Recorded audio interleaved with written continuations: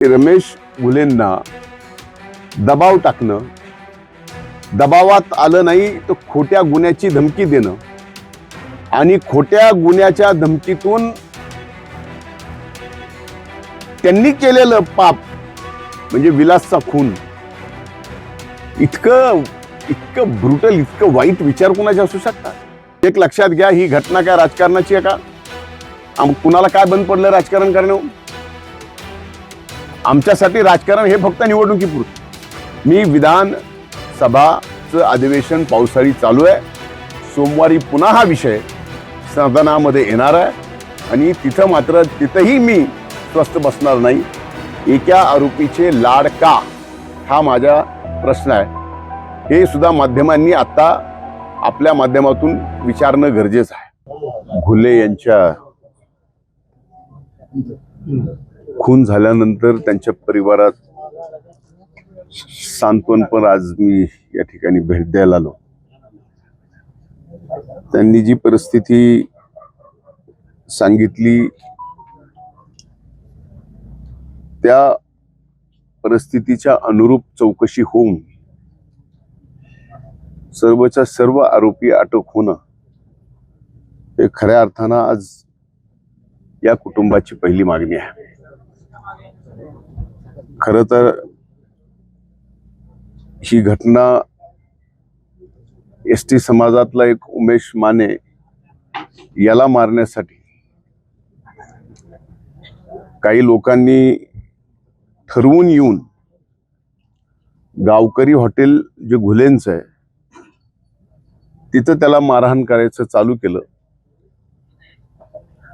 त्या उमेश मानेला एकट्याला मारतायत म्हणून गावकरी हॉटेलचा मालक विलास घुले ते भांडण सोडवायला गेला. तिथं मात्र उमेश मानेला बाजूला ठेवलं आणि विलास घुलेची निर्घुण हत्या त्या ठिकाणी करण्यात आलेली आहे. या घटनेमध्ये आतापर्यंत पोलिसांना विचारलं तर 9 आरोपी अटक केलेले आहेत, पण पोलिसांनी एक आरोपी आणखीन अटक केला नाही. तो पोलिसांचा का लाडका आहे हे तर मला ज्या व्यासपीठावर बोलायचं ते बोलेल, पण 302 मध्ये एका आरोपीला अटक होत नाही का, तर त्याची वेगळी तपासणी चालू आहे. म्हणून का पोलिसांना या एका व्यक्तीला या सबंध केसमधून बाहेर काढायचं आहे, त्याच्यासाठी त्याला बाहेर ठेवलंय. जे काही साक्ष आहेत, जे पुरावे आहेत ते नष्ट करण्यासाठी या 302च्या आरोपीला बाहेर ठेवलंय का? हा माझा पहिल्यांदा पोलीस प्रशासनाला प्रश्न आहे. तपास योग्यरित्या चालू आहे. 9 जण अरेस्ट झाले, मग या एक व्यक्तीला अरेस्ट करण्यासाठी पोलीस का धजावती आहे? तो मोठ्याचं लेकरू आहे म्हणून? आमचं इथं वैयक्तिक कुणाशीही दुश्मनी नाही, जातीपातीचा धर्माचा विषय नाही. विषय इथे गुन्हेगारी प्रवृत्तीचा आहे आणि ते जर त्या गुन्ह्यात सामील असतील, जसं 9 जणाला अटक केलं तर 10व्याला सुद्धा अटक करावीच लागेल. त्यांना मोकळं का सोडलंय? आता भीती ही आहे की जो एक आरोपी बाहेर आहे, जो मोकळा आहे, त्यांनी जर साक्षी, पुरावे, एव्हिडन्स जे काय आहे ते टॅम्पर केले तर यातनं बाहेर काय येणार आहे? म्हणजे आमचा आता पूर्णपणानं पोलिसांवरती असा संशय आहे की त्यांना या प्रकरणात एका आरोपीला वाचवायचं आहे म्हणूनच ते अटक करत नाही. पण आज इथं उपस्थित सर्वांच्या साक्षीनं सांगतो की पोलिसांना सुद्धा त्या आरोपीला अटक करावी लागल. एवढ्या ताकदीनं आम्ही सुद्धा आता रस्त्यावर उतरू. आम्ही सुद्धा शांत बसणार नाही. एकाला एक न्याय आणि एकाला एक न्याय, एका गुन्ह्यात एकाला एक न्याय, एका दुसऱ्या गुन्ह्यात एकाला एक न्याय, वेगवेगळ्या प्रकारे आतापर्यंत या बीड जिल्ह्यात 22 खून झालेत. दुर्दैव या बीड जिल्ह्याचं की पोलीस प्रशासन, काम करणाऱ्या पोलीस प्रशासनाच्या कर्मचाऱ्यापासून ते पोलीस अधिकाऱ्यापासून डीवायएसपी पासून फक्त एसपी ला अन्नाव लावायचा अधिकार आहे.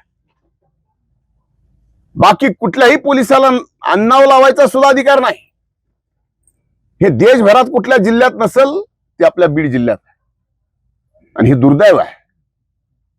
आम्ही या ठिकाणी पूर्णपणानं सामाजिक सलोखा जपून तशा पद्धतीचं कुठलंही कुणाचंही मन न दुखवता, कारण इथं तुम्ही ऐकलं असेल की या टाकडीचे आणि कदमवाडीचे किती चांगले, प्रत्येक माणसाशी, प्रत्येक घराशी संबंध किती चांगले हे टाकळीकरांना माहिती आहे आणि कदमवाडीलाही माहिती आहे. लक्षात घ्या, ही खरी गोष्ट आहे की रमेश घुलेंना दबाव टाकणं, दबावात आलं नाही तर खोट्या गुन्ह्याची धमकी देणं आणि खोट्या गुन्ह्याच्या धमकीतून त्यांनी केलेलं पाप म्हणजे विलासचा खून, इतकं ब्रुटल, इतकं वाईट विचार कोणाचे असू शकतात. म्हणून मी सांगतोय, कुणी किती जरी प्रयत्न केला तर या घुले कुटुंबाच्या पाठीमाग सबंध शक्ती आहे.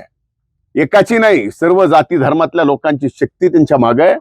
त्याच्यामुळे कुणी असा खोटं करायचा प्रयत्न करणार असेल तर ते खोटं सुद्धा आम्ही होऊ देणार नाहीत.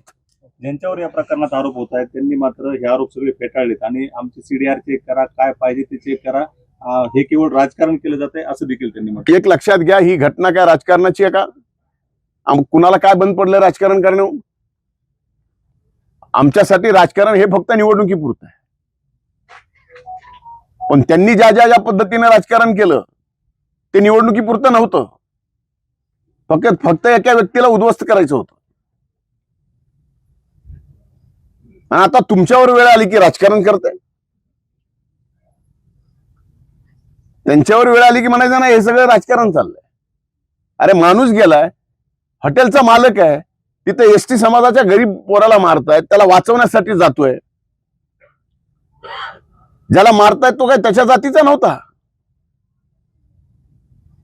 पण त्याला दया माया आली की याला वाचवलं पाहिजे, मारून टाकतील. पण त्यांचा उद्देश विलासलाच मारायचा होता.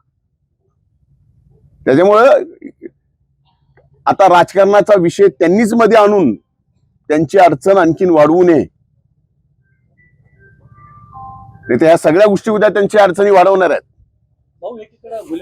लक्षात घ्या, ही खरी गोष्ट आहे की रमेश घुलेंना दबाव टाकणं, दबावात आलं नाही तर खोट्या गुन्ह्याची धमकी देणं आणि खोट्या गुन्ह्याच्या धमकीतून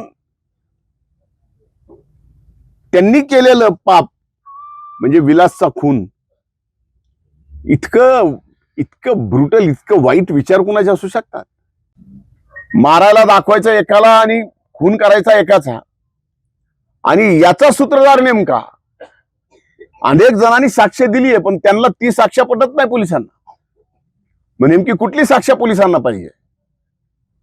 या बाबतीत आम्ही हे प्रकरण अतिशय गांभीर्याने घेतलंय. अधिवेशनाच्या पहिल्या दिवशीच ही घटना घडल्यानंतर मी स्वतः सभागृहामध्ये हा मुद्दा काढला. या मुद्द्यावर अतिशय प्रखरपणे मी सभागृहात भांडलो आणि आता राहिलेला एक आरोपी तो कुणाचाही असो, मला देणं घेणं नाही, कुठल्या जातीपातीचा असो, कुणाच्याही जवळचा असो, घेणं देणं नाही, पण न्याय हे सगळ्याला सारखा असला पाहिजे. आणि तो न्याय सगळ्याला सारखा मिळावा म्हणून पुन्हा एकदा मी विधानसभाचं अधिवेशन पावसाळी चालू आहे. सोमवारी पुन्हा हा विषय सदनामध्ये येणार आहे आणि तिथंही मी स्वस्थ बसणार नाही. एका आरोपीचे लाड का, हा माझा प्रश्न आहे. हे सुद्धा माध्यमांनी आता आपल्या माध्यमातून विचारणं गरजेचं आहे. आजपर्यंत सभागृहात सुद्धा मी कुणाचं नाव घेतलं नाही, कुठल्याही आरोपीचं नाव घेतलं नाही. ज्याचा खून झाला त्याचंच फक्त नाव घेतलं. आणि आमच्या सगळ्यांची इच्छा आहे की शेवटपर्यंत याच्या जे जे कोण गुंतले असतील त्याला शासन झालं पाहिजे. या भूमिकेतून आम्ही आज या ठिकाणी सर्वच जण आहोत. आज या कुटुंबाला आधार द्यायची गरज आहे. याच कुटुंबाला नाही तर जो एसटी समाजाचा उमेश माने त्याला सुद्धा आज धमक्या चालू आहेत. धमक्या, दबाव टाकला जातोय. तो आज गाव सोडून गेलाय आणि आज पोलीस काय करते? एक एसटी समाजाचा गरीब, अतिशय गरीब, रोज कमवून खाणारा कुणाचा वैरी कसा होऊ शकतो? त्याला कोण मारू शकतं? त्यालाच मारायचं होतं का आणखीन काय करायचं होतं? हे तपासामध्ये सगळ्या काही गोष्टी समोर आल्या पाहिजेत आणि त्या आम्ही आणल्याशिवाय स्वस्थ बसणार नाही. पोलिसांना सुद्धा, प्रशासनाला आणि सरकारला सुद्धा स्वस्थ बसू देणार नाही.